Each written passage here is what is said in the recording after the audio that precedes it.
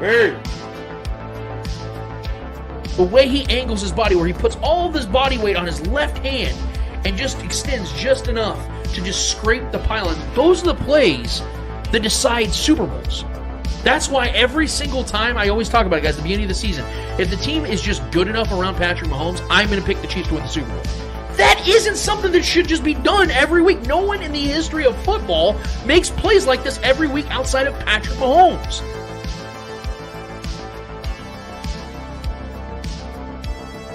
I want to thank all the talking heads and all the doubt. Yep. Keep it coming. Like, all it does is anytime you can give petty Mahomes the motivation, bro, I'm all for it. That's why I was excited when, all these people were saying these things. It's like, bro, let's go. Yeah. If I'm feeling boosted and juiced by it, can you imagine what he's feeling?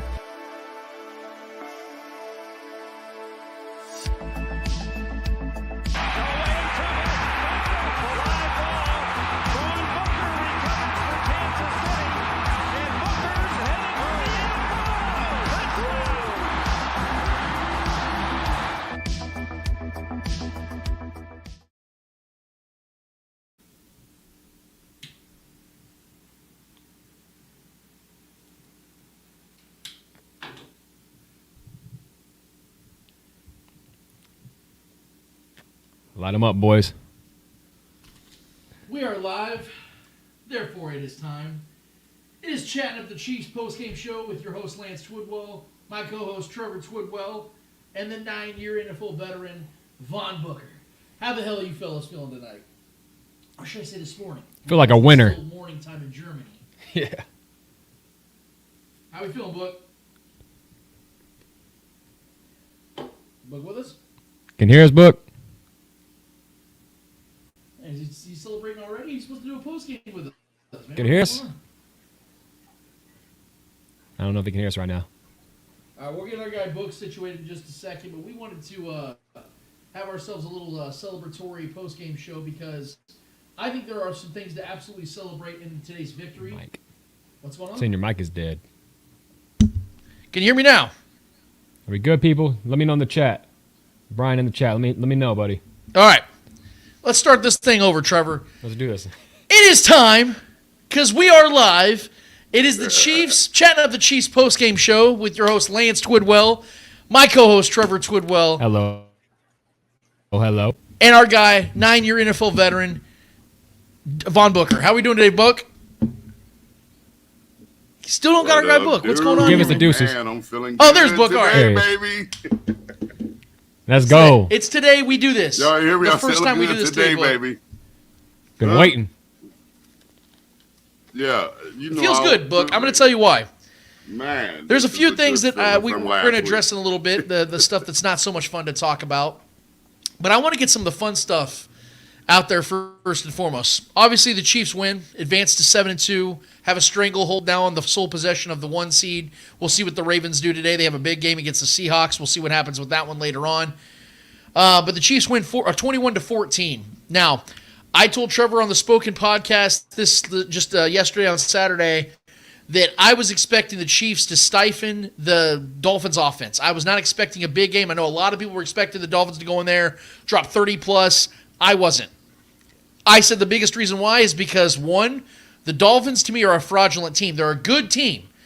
I'm not disrespecting them in any way, but they're a fraudulent team when it comes to them facing other contenders. They are now 0-3 against teams that are legitimate. Eagles, Bills, Chiefs. And in any other game, they're 6-0, averaging 39 points a game. And the two previous games against the Bills and Eagles, the Dolphins only were averaging 19. Well, that is now dropped even further because the Chiefs' defense was whooping that ass all game long. In fact, the Chiefs' defense shut out the Dolphins for 3 of the 4 quarters. In fact, if it had not been for Chris Jones making one of the biggest bonehead plays and decisions of his career, the Dolphins may have only scored 7 or 10 points in that game because they weren't even in field goal range on the 3rd down play that he committed that just dumb-ass penalty. The point remains, guys, this is what I have been saying all season, and I'm gonna say it even louder than I've ever said it before. Book, you know I've been saying it. Trevor, you know I've been saying it on this platform and on the Spoken and on any other show I've been on. The Chiefs have the best defense in the AFC, and fellas, it might not be close. All day. The Bills do what they do against the Dolphins because they're a divisional do. foe, so it makes sense for them to do what they do. The Chiefs are a team that haven't faced the Dolphins in years, and they sure as hell haven't faced the Dolphins with Tyreek Hill attached to it. And how beautiful is it, speaking of Tyreek Hill, the guy that said he was going to give them that work, though, guy that's been talking that shit for 16-plus months, telling everybody what he's going to do to this Chiefs team when he gets his hands on them. They're going to get that work, though. I know that. This man was held to less than 70 yards in this game, just like I predicted he would. I told you guys this defense was going to shut his ass down. Trent McDuffie shut him down with not just 10 tackles. The game of McDuffie's life. Not just 10 tackles. The play of the game. But the play of the game. Maybe the play of the season for the Chiefs, where Tyree gets that little quick screen back pass. Trent McDuffie's all over it. And is it not beautiful to you that the Chiefs got Trent McDuffie with the pick, the first-round pick they got out of the Tyreek Hill trade? Poetry, man. Force the fumble. Mike Edwards even gets the ball, laterals it back to Brian Cook. The rest is history. They got reservations for 6. I love poetry in motion, fellas. Ladies and gentlemen, that's poetry right there. I love the fact that it was the Young Bucks that made the play happen. I love the fact that this young, motivated, nasty defense is what was the difference in this game as to why this Chiefs team won this game. They saved the day once again. I don't know how you guys couldn't be excited about what this defense is. This is a Super Bowl winning defense right here. How do I know that? The Chiefs are 7-2, and they have an inept offense right now, but it didn't even matter because the best offense in the league got shut down for 3 of 4 quarters. This defense deserves all the flowers, guys. Steve Bagnolo doing his thing with his little evil-ass tricks, with his little stunt blitzes, getting pressure on Tua, making him uncomfortable all damn game. Corner blitzes. You look at the way the Chiefs got in the backfield. They sacked Tua Tagovailoa 3 times. I said 4. They were 1 short. But the fact is they made him uncomfortable all game long, guys. So I want to start there. Book, I'm going to hand it off to you. I mean, I don't want to steal the show here, man, but I had to get that out before first of all. That's why we're smoking stogies today, because the Chiefs didn't just win. This defense showed the entire world out there in Frankfurt, Germany, they have the best defense around. Maybe in the NFL, but right now I'm going to stick to the AFC side of things. Regardless, they won this game today for the Chiefs. Book, your thoughts. Hey, first of all, I got to say, we still the champs as of right now, motherfucker. Excuse my language. Let's go. But, can you hear me? Oh, yeah. Yeah. But our defense looked great today. Our defense looked great today. I really enjoy watching our secondary step up to the plate and contend with Waddle and Tyreek Hill. It was good to see Tyreek Hill still scoring points for us. So that was good to see. Other than that, you know what I'm saying? It's like old times, Book. It's like old times. I had a great day, man. Hey, this is the best tailgating I've ever had at 7:30 in the morning. I've had a great day. Our defense look great. It's like y'all on like a 19-second delay after me. Like I say some shit and y'all like laugh later. Sorry about that. We'll try to laugh ahead of the time.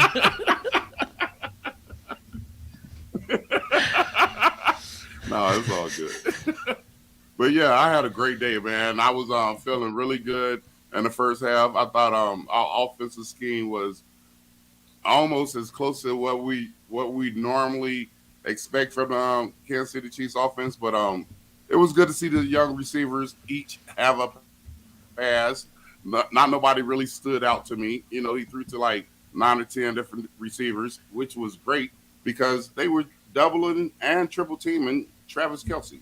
And that's what teams are going to do. They're going to force us to make the other guys step up to the plate because they're going to take Kelce out of the game for sure.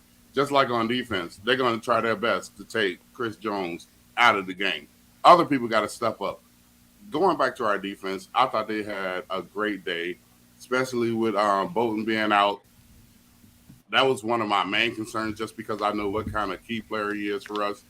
But our defense stepped up. We had some bonehead plays in Chris Jones. I get that. But you know what? I ain't going to never talk bad about Chris Jones. You know what I'm saying? Like, he's Chris Jones. He messed up. I'm going to let that slide. Yeah, I mean, for me, on the just to gloat on the defense and continue to gloat on the defense right now. I mean, I think Trent McDuffie has emerged as one of the top tier cornerbacks in this league. From what I'm seeing out of him, and this was the game for him to step up in the biggest moment. You know, with all the trash talk that Tyreek was talking about, how he was going to give us the work and all this and that. He ended up having 8 catches for a little over 60 yards, which is honestly a very below, not even mediocre. That's a bad game for Tyreek Hill. 8 catches is pretty good for most people, but this is a guy that's on pace for 2,300 yards this season, getting a little over 60. So that's L'Jarius Sneed, and that's Trent McDuffie, and that's Steve Bagnolo in his bag today. You said his name correctly. I appreciate that. I mean, yeah. What can you say about this defense, man? I take it a step further. I think this is the best defense in football right now. Not just the AFC. I think this defense is elite. We're without one of our best playmakers and our best tackler on our team, and our backup, Drew Tranquil, who's maybe the best backup you can have on any defense anywhere. Out there stepping up, making big plays, stuffing runs. You know, and look, we continue to put this defense in bad spots. Patrick Mahomes fumbling that ball on our side of the field. Most defenses, I know they got a touchdown on that, but I mean, that's a terrible spot for this defense. They held up. If it wasn't for that penalty, we would have settled for 3 on that, and we set them up within the 25-yard line. So this defense just continues to get, I mean, forcing punts. They had like 6 punts today. You force the Dolphins to 5-6 punts in a game. They haven't done that all year. You know what I mean? So that's something to be very proud of, something to move forward with, and into this bye. Hopefully we can get the offensive woes together and figure some things out, because we shouldn't have to rely on Kelsey that much for us to put up points. We had 21 points, and one of those touchdowns was a defensive touchdown. In my mind, to me, the play of the year for the Chiefs so far. That was the biggest, most pivotal play, I think, of any game so far this year for the Chiefs. That was a had-to-have-it play, because if we didn't have that, we're talking about a tie ball game. You know what I mean? Going into the fourth and maybe overtime. So that play was the most pivotal play of the game for me. And kudos to Mike Edwards, man, for the wherewithal, the heads up to lateral that ball to Brian Cook, and then for him to take it from the 40 to the end zone. Right. Is just an incredible, no matter what defense, no matter what game you're watching, this is college, no matter what level of football, for him to finish that play in the end zone is unreal. And Mike Edwards, man, just having, like I said, the heads-up play to get the ball to him because he knew he was going to get tackled. Just a massive play from the defense. And these boys come ready to play every week, and I have nothing but pride in them right now moving forward. 100% a Super Bowl defense. We just got to figure things out offensively, man. Yeah, the Chiefs defense held, just to give you guys more context of how awesome of a performance this was from the Chiefs defense. Not only did they hold the Dolphins to 14 points, shut them out for 3 or 4 quarters, guys, they held them a combined 3 of 13 on 3rd and 4th down in this game. The Dolphins only had 20 first downs. That's the second fewest they've had all season. Only to the Eagles game, and the Eagles shut them down offensively as well. But the Eagles actually allowed more points. Yeah, let me say this too. Tyreek Hill and Jalen Waddle had combined for 11 for 104. That's, I mean, you hold those guys. That's a typical day for Tyreek by himself. Exactly. You hold both those guys to 11 catches for 104 yards. That's a win right there. And see, this is even bigger praise to the secondary of the Chiefs, which we were talking about this weekend. Peter Schrager on Monday Night Good Morning Football was talking about how everyone's focused on the Dolphins offense and how Tyreek Hill's going to go in there and terrorize his former team. And everyone's talking about, maybe Chris Jones can eat. I was saying that. Chris Jones is going to eat. Omenahu's going to eat. They had decent games. But it really did come down to the secondary. It showed that Brett Veach, because we criticized him for the wide receiver room, and trust me, we're going to get to that in a second. Yep. But Brett Veach did something genius over these last 2 years. He invested heavily in this defense, in particular in the secondary. He rebuilt, retooled, and refurbished a very much inept cornerback group for a long time. And he built one of the best, if not the best, cornerback group in the NFL right now. Trent McDuffie, to Trevor's point, might be the best corner in the league right now. This guy is on absolute tear, and what he did today against the most deadly weapon in the NFL cannot be understated. We have to give this man every ounce of credit for what he did, because he legitimately won this game for the Chiefs. This defense as a whole won this game for the Chiefs. But we have to be honest here, because we're sitting here, we're feeling good, we're smoking stoves, we're having a good day, Book. But here's the problem, man. We have to talk about the other side of the ball. And the other side of the ball for another game this season fell short and did not give the defense a lot to really work with. Chiefs offense only scored 14 points in this game. They were clunky. They were inconsistent. They only had 16 first downs. They were 3 of 10 from 3rd down. They had less than 270 yards of total offense. Patrick Mahomes was outwardly pissed off about a lot of different things. Route running, guys dropping passes, not running the right routes. He was pissed at the refs because I thought the refs were atrocious in this game, but we can talk about that another time. I'm not going to talk about the refs and give them too much attention because I was giving them plenty during the game. The problem is this is now the 6th game in 9. In 9 games, the Chiefs have scored less than 23 points. 6 times. That is not okay. Yes, this team could still very well win the Super Bowl. We all agree on that. But this offense has got to get better. Plain point blank. Book, you said it yourself. They doubled, and triple covered Kelsey. That is going to happen because these defenses know it's either Kelsey or bust. Patrick Mahomes has no one else to rely on a consistent basis. It's just the facts, kids. It's how it's going. And Brett Veach made sure to let us know. A week ago, we talked on this very show, that frustrating loss against the Broncos, of what we saw against this offense. Guys, it wasn't that much different today. It wasn't that much different today. And so that's the problem, is that it's not getting any better. That first drive, it was magical. Guys were open. They were scheming. It looked great. The script always looks good. But when they have to go off script and they have to create on their own, they look lost. MVS had another drop. You could say it might have been a DPI. Ball hit him in the hands. Got to bring that in when you're making $11 million this year. Sky Moore not on the same page with Patrick Mahomes again. Kadarius Toney not getting used for whatever reason. We don't know what that is. It's still a mystery. They're manufacturing touchdowns with their tight ends and a rookie wide receiver in Rashee, which I appreciate what he did, but the other one was manufactured with their veteran running back on a dump-off screen. It was genius. But the point is, you have to be able to have reliable wide receivers, and they just don't have them right now, guys. And it is starting to worry me because this Dolphins defense gave them multiple opportunities to do things, and they didn't do it. And Patrick Mahomes is starting to get very frustrated. Now, Patrick Mahomes overall had a decent game, 2 touchdowns, had like a 106 quarterback rating. But the point is, guys, is they go in these slumps and they go in these stalls. You can't expect the defense to play to this level every single week because there's going to be a game where they could get got. They still have the Eagles and Bills and Bengals. They still have the Chargers one more time. There are teams out there that can eventually get this defense, to allow 27, 30 points, allegedly. I'm not going to say the defense will. I'm just saying there's a chance. The point is this offense has got to get better, guys. And Brett Veach told us by not doing anything during the trade deadline, it's Kelsey and Mahomes every game, all game long. We got to make it work. I'm worried that they're not going to be able to do that. But you know what? This defense found a way to get this victory today. That's what we're happy about. But, Book, I want to get your honest thoughts on this whole thing with the offense because, once again, man, they did struggle to consistently move the ball and consistently score. What did you see?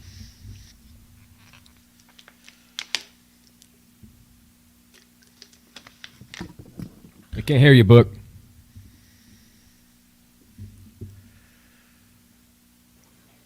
Can you hear me now?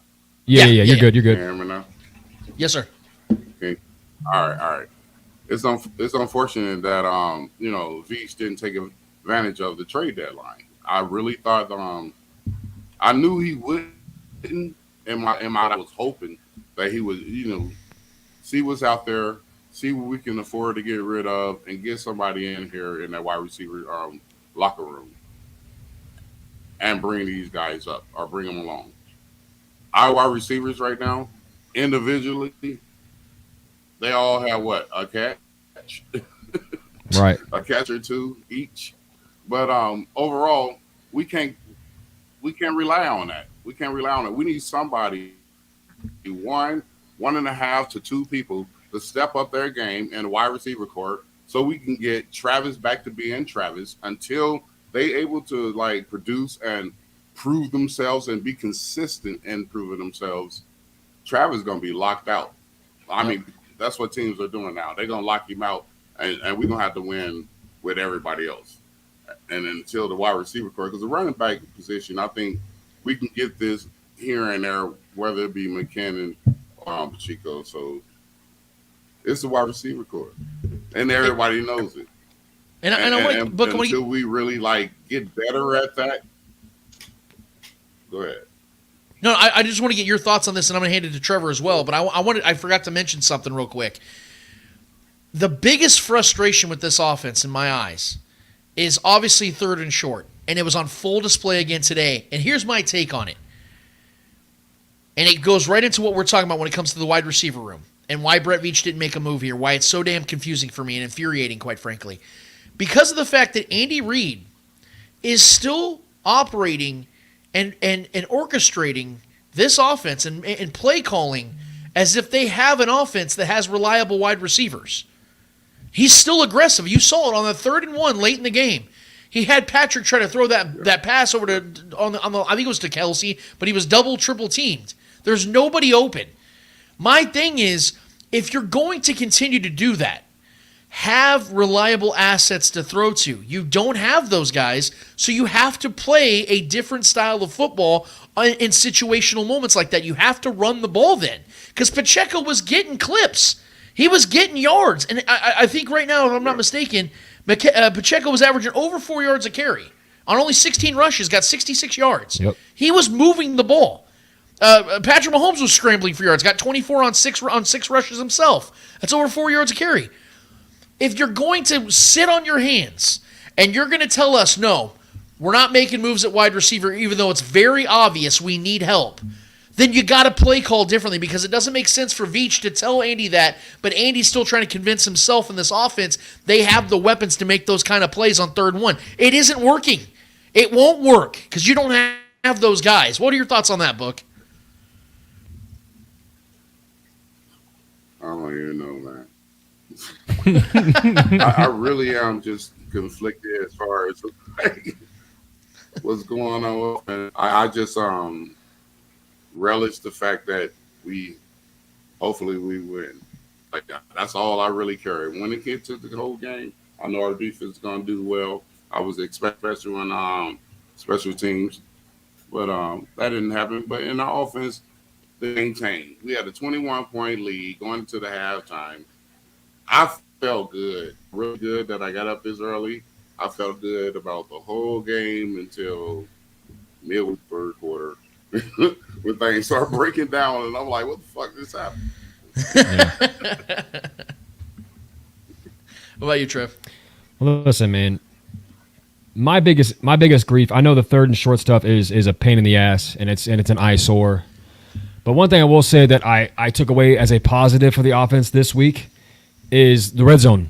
We converted both of our trips in the red zone. We scored touchdowns both times we were in there. We weren't in there enough today, but both times we were in the red zone, we got tutties. That was the biggest thing for me, because if we're not scoring points, granted, you got to get down the field in order to score points, but I will say this as well. Our special teams was doing us no favors all day, setting us up within the 5 2 different times, within the 10 another time. Listen, this is not a shot at McCole Hardman. I'm sure this comes from the top because they practice this, and I'm sure Dave Toub wants them to return the ball as much as possible. But if you know the ball is going to hit the 3-yard line, let that ball bounce. There's no reason to field that ball. Or fair catch that ball. Let that ball bounce. So that was a big mistake on that last drive. We set us up again. Granted, we did score on one of those drives when we were within the 5. So granted, kudos to the offense for that. That is a very positive drive as well. And we did what on that drive? We ran the ball 8 times on that drive. So that's a positive for me. Pacheco did get 16 rushes, which I want to see more of that. I would like to see 18 to 20 a week for him, honestly. Especially when we got a 21-point lead. Run the shit out of that ball in the second half. We didn't do enough of that. Granted, we had some costly penalties that kept moving us backwards in some of our drives in the second half. Scoring 0 points in the second half was unacceptable. That's just flat out unacceptable. And that fumble by Patrick Mahomes was unacceptable. You got to throw the ball away. You can't take the sack there, and then you definitely can't fumble the ball there. And on our own 25-yard line. So that was rough to watch. Another rough outing from our offense. That should have been a big blow-up spot for us, because I still don't think that Dolphins defense is that good. We made them look better today, in my opinion. But offensively, man, there was a 4-way tie between receivers today and tight ends for 3 catches. McCole was getting some work. He had 3 catches for 10. Kelsey had 3 for 14. Noah Gray, 33 for 34. Sky, 3 for 33. And Marquez had 2 for 22. And Jerry McKinnon, 2 for 22 in the touchdown. So, there's just not consistent. And I really don't understand why Kadarius Toney isn't on the field much at all. He looked good when he was getting the ball. I don't know. He's a very good after-the-catch kind of guy. That seems like a guy that we could utilize. And then Rashee Rice is still not on the field enough for me. I don't know if it's something he's not learning the offense, picking it up fast enough. I know he's a rookie. This is a tough offense for even veterans to pick up. But he is so good after the catch, and he's so good at scoring touchdowns. I feel like by default he should just be on the field just for the upside. We need more upside guys in the field right now. And Pat's just not finding guys, and There seems to be a talent issue, or for whatever reason. 3rd and 1s, though, if you can't convert 3rd and 1s, and we drop back in a shotgun formation for Patrick Mahomes to throw the ball and not running it there when Pacheco was getting 4.5 per clip. Unacceptable play call there for me, honestly, man. Especially on our side of the field. Move those sticks. It's a pivotal drive. We give the ball back to the Dolphins on a 1-score game with over 2 minutes left to go. We're lucky our defense is so damn good right now. Yeah. I mean, our defense, we could have a much different record right now if our defense wasn't elite and maybe possibly the best defensive unit in the league right now. So our offense going into the bye has a lot of things to figure out. It is worrisome. It is worrisome because, we had Travis Kelce, who was our number one guy, was pretty much playing decoy because they were triple covering him. We have 2 to 3 guys on him every single snap, and no one else can get open. Right. That's a schematic issue, and that's a talent issue right now. And, Pat's not finding these guys when they have that many guys dedicated to Kelce. That's an issue. I mean, that's just not fair to Kelce, one, and that's just a knock on our offensive coordinating and play calling. So we got to trust the running game on 3rd and shorts. We need to do that more. I don't understand why we're going away from it when we need. That's the ideal situation to do, is run the ball there. So hopefully, my takeaway here is we scored touchdowns when we were in the red zone both times. I'll take that as a positive.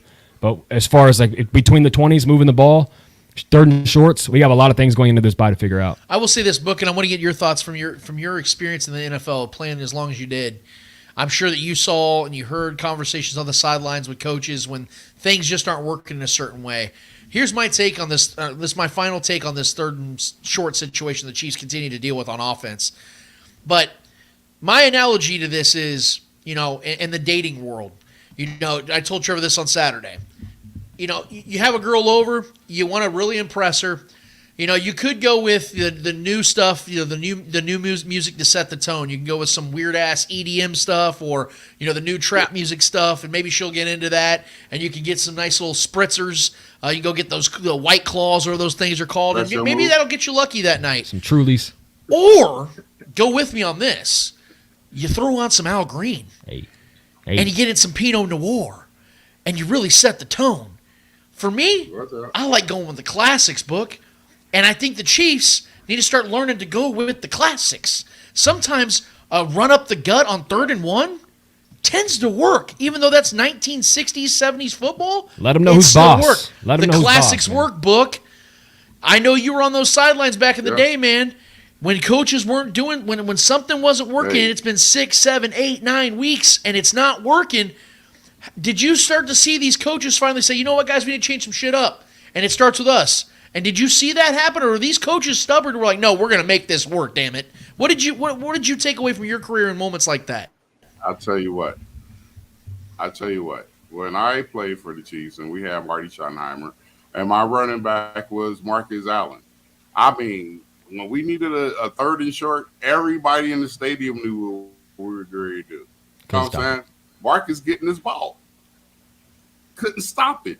Our offensive line with John O and those guys, Tim Grunhards, and man, those guys, and it wasn't no tush. You know what I'm saying? It was like regular play from snap. You know it's coming. You can't stop it at all. With 8 in the box, you can't stop this.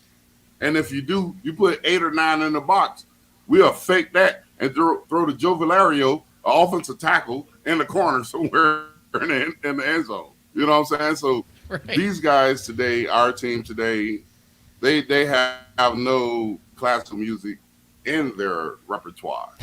You know what I'm saying? So if you've never heard it, you can never do it. You can never hear it. You can't feel it. You ain't going to be able to produce it. Right? So I think we got rid of our classical music in Eric Bieniemy. That is, I keep saying that, and I believe that. I think that his just images of how he can put plays together was better than anybody in the NFL. And then once everybody else started running our plays, he was able to adjust mid-game, mid-series. You know what I'm saying? I don't see us doing that no more. And that's the biggest difference. We do not adapt currently. Go ahead, guys. That's fair. It's a fair assessment to talk about because regardless of what our theory is as to what the struggle is, we know they're struggling. And one thing I point to is the fact that, and this goes back even to the last year, deep into last year, the Chiefs now have gone 19 consecutive regular season games where they have not had a wide receiver go for 100 yards. In fact, they've only had one in the last 22 games total, and the last time was MVS in the AFC Championship against the Bengals. It's been that long since they've had one. And it's been, we're 9 weeks into the season now in this season, and they still have not gotten a guy. Now, you could say, well, that's not a big deal. That might be true. You can sit here and try to say that these problems they're having on offense aren't a big deal because they keep winning games. That also might be true. This is one of those years where scoring is down all across the board. But the point remains, guys, that these are fixable issues the Chiefs do have. That's why it frustrates us, because you look back in 2020, what we talk about it all the time. I thought coming into this season, that was the best team in the Mahomes era, most complete team. But they had unavoidable issues. Their offensive line was depleted. They kept getting injuries all the way through the season, and then it inevitably got exposed in the Super Bowl where that front seven for the Bucs just dismantled Patrick Mahomes. He had no hope. That's something you really can't avoid because you can't replace Mitchell Schwartz. You can't replace Eric Fisher during the season. But the Chiefs did, and I know I keep harping on it, guys. They had a legitimate chance of going and getting just one piece to add to this offense before the deadline, and I do believe, although it would take some time for that guy to learn the offense, these are veteran players we're talking about. They can pick it up a little bit quicker than some young buck that got drafted or picked up as a UDFA. These are NFL men. They can learn the system. They can learn a simple package. They can learn a go route, a fade route, a dig route. They can learn these things. Yep. And they didn't do it. And it continues to show every single week that the Chiefs are missing one ingredient. You can say it's EB. That's fair. I loved Eric Bieniemy. I loved him here in Kansas City. I enjoyed every second of him being the OC. I tend to think it has more to do with the Jimmies and Joes than the X's and O's because I'm seeing opportunities on the field, but guys are dropping passes. Guys aren't finding the right openings. They're not doing their job, and it's frustrating Patrick Mahomes to the point where now he's outwardly showing it. He's been a guy that's been very composed and usually waits till he gets on the sidelines at least. No, now he's doing it on the field because we're over halfway through the season, and these guys are still not getting it. And it's Kelsey or bust. I'm telling you guys right now, this is a defense you can get away with it. Once again, we talk about this. You get away with it with the Chargers. You get away with it against the Bears. You get away with it against some of these other defenses. You ain't facing these defenses in the postseason. So they better get it out. They better figure something out, man. Maybe with Jet McKinnon starting to become a little more utilized in the offense, because I've said all year, and Trevor knows it, we all agree here, this offense is way better, and at their best, when they're not only running a balanced offense, but they're getting Jet McKinnon involved in the pass game. Yes. Once that starts happening, this offense opens up. So if you're not going to go and get a guy, if you're not going to go and add to the offense, then add from within and start getting your best receiving options plays. And Jet McKinnon is one of your best receiving options at this point. Better or worse, you got to start helping yourself out if you're not going to go out and outsource and get a better guy. Yeah. That's where I stand on. Trevor, what are your thoughts? Well, I just want to throw this out there before this show is over. I would be remiss to, as rough as a day as it was for Kelsey and a performance that was one to forget for him, I'd be remiss if I didn't acknowledge history that was made today. Travis Kelsey with 10,941 receiving yards, passes Tony Gonzalez, all-time Chiefs leading receiver in Chiefs history. So I just want to give my guy his flowers today. Yeah. I mean, I know it was a rough outing for him today, but my God, the level of consistency on this guy is one to be praised. So I'm hoping for there's better days ahead, and he's going to keep adding to that history, and it's going to be a record that's most likely never going to be broken. Right. At least for a long, long time. So I just want to give him his flowers today, almost 11,000 receiving yards. My God. Great. I think he's the greatest tight end who's ever lived, in my opinion, and I think he's only going to continue that. I didn't like what I saw from today. I don't know what the reason was. I think Book is right that obviously they were double, triple teaming him, and Vic Fangio, rightfully so, justifiably so, was like, hey, y'all going to beat us today without Travis Kelce. It's a good game plan, right? Yeah, it's a great game plan. So I think, like I said, overall, this is a great win for the Chiefs because, again, this defense showed the world what they are. That's what we're going to focus on more than anything this week. Offense has got a lot of work to do, guys. Special teams, Dave Tobe has got to get his guys in shape, and I mean mentally in shape. Physically, these guys are in shape. Mentally, they're making mistake after mistake after mistake, and that's on Dave Tobe. He's got to get hit. He's too long of a tenured special teams coach in this league to not know how to properly put guys in successful situations, and he did not do that today with McColl. McColl didn't do him any favors either. They got to work together as a unit, and that unit was terrible today. It was worse than the offense, and I didn't know that was even possible today. But Guys, overall, Chiefs are 7-2. I know you guys are all remind me of that. Sole possession of the 1 seed. I like what I'm seeing is from the team together. I think they can get a lot better, so I don't love it yet. I'm going to stay on that side. I do believe this offense can get better. But damn it, they got to figure it out, man. So one more thing before we get out. And Trevor, I don't know if there's anything in the chat. I don't want to leave the people out. I've been posting everybody's comments on the screen. Awesome. So anybody who said anything, I've been giving their time. We want to make sure that you guys feel included in this because that's what it's all about, is to get your reactions as well. We want you guys to be seen. We want you guys to be heard. We do that on the spoken, and we do that here at Chattin' Up the Chiefs. Before we get out of here today, though, guys, and I'm so excited to do this because next week we have a bye week, which means Trevor, Book, and I get a little bit of a vacation. But we're not going to leave you guys hanging. Book, yes, sir. What do you think the Chiefs okay, I want to set it up like this. Your prediction, because obviously there's no game next week. I want to get your experienced take on this real quick. You don't have to go into the weeds too much if you don't want to. But how are the Chiefs, in your opinion, what do you think they need to do offensively to get better? How do you think they do it this week while they have a week or 2 weeks to prepare for that big Monday Night Football game against the Eagles? What do you think if you were in the coach's room right now and you were giving them their advice? They're like, Book, look, Andy's like sitting over here on his desk with his hand on his head in his hand. He's like, Book, I'm out of ideas, bro. I need your help. You're a veteran, bro. You got to help me out. What do we do offensively? What would you tell Andy Reid in this offense to do to get better and start helping this defense out a little bit more? I would just revert back to once again to my own coach, and he was the kind of coach that he was like, "Hey guys, we got a bye week. We're in this position. We 7-2. We just beat Miami over in Germany. We can have some days off, or we commit to being the team that we want to be. Give me one more day. If you're going to get 4 days." Let me give you 3. Stick around for one more day. Commit to us coming back, beating the Eagles on Monday Night Football. Or, you'll be able to tell when guys just like, I've been looking forward to this. I'm ready to get out of here for a minute. They can still be great football players, but, they ain't committed. They ain't committed to, getting another ring. And that's what it's all about, especially in our era and our kingdom. Chiefs Kingdom, I mean, we expect to be contingent upon getting another ring. You know what I'm saying? So I just think it's all about what the coach is going to tell the players, what they're going to let them get away with, and how they're going to spend their off time. Players, sometimes having a bye week is not good. Players go home, players get in trouble.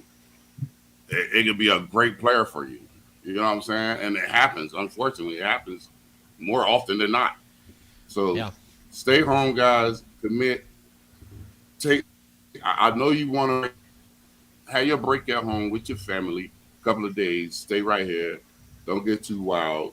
And let's focus on coming back in 2 weeks more ready than we were when we left. And get ready for that. One more thing from our guy Book. Book it with Book, baby. Book it. We don't get to talk until after the Eagles game. So I gotta get it from you, Book. Let's say the guys stay out of trouble. Let's say they stay home, and they this team is what they are right now, and they go into that game feeling good, 7-2 against the Philadelphia Eagles at Arrowhead on Monday Night Football. Place is gonna be thumping, gonna be pumping.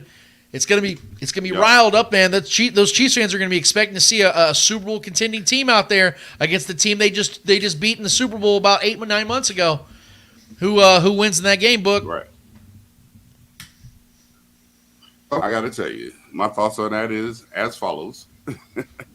I think if the Chiefs really focus in this bye week and really take advantage, you have extra time to prepare for the Eagles on Monday Night Football. I think the Kansas City Chiefs will win the game by 3. I know it's going to be it's either going to be a very defensive game or a very offensive game. One or the other. It's going to be so lopsided to where somebody going to win because of the defense, because they were extremely great on offense. I think it's just going to be one of those things. I think Pat he's healthy now. I remember seeing him last week in Denver. He looked like Casper. Oh, yeah, he's sick. You know what I'm saying?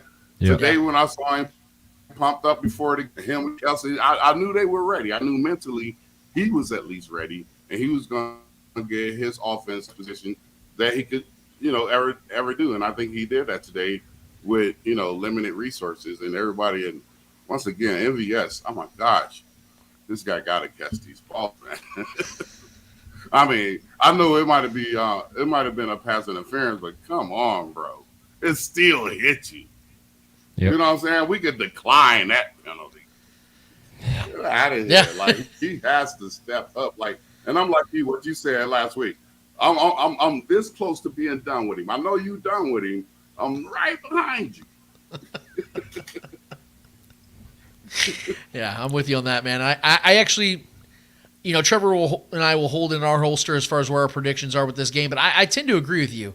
I think these teams, the Chiefs and Eagles, match up so well. Andy Reid coming off a bye, his record's pretty nice. It's pretty nice, and I'm feeling confident. I'm with Book on that, but I do agree. This is not going to be one of those lopsided games. I think that both these teams have circled this one on their schedule all year long. They know they've been building their roster to face each other because right now, as it looks, it could be a repeat Super Bowl matchup. So this is gonna be telling because it's also you want to be tactical. We know the Chiefs like to do this where they don't put too much on film. If they know that if they feel confident they're going to face a team later on, they don't want to put too much on film to give that team and their coaching staff a lot to chew on. So maybe we do see the Chiefs play a little bit more of a vanilla-style offense. Either way, I think Jalen Hurts is in for a long night because this defense is coming for him, man. And he's banged up this year. Chiefs could really capitalize on keeping him in that pocket. And we know that Jalen Hurts is at his most deadly when he's able to run as well with that dual threat ability. He's one of the best in the league at doing it. And I think that's gonna be the telltale right there is that the Chiefs keep him in the pocket and rely on his receiving weapons, which by the way he has some of the best in the world.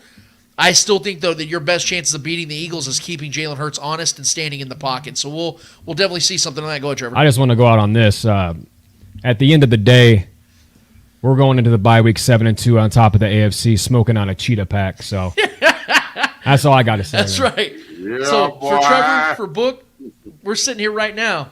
I hope you guys are lighting up with us. You can light up something else. No judgments here, obviously.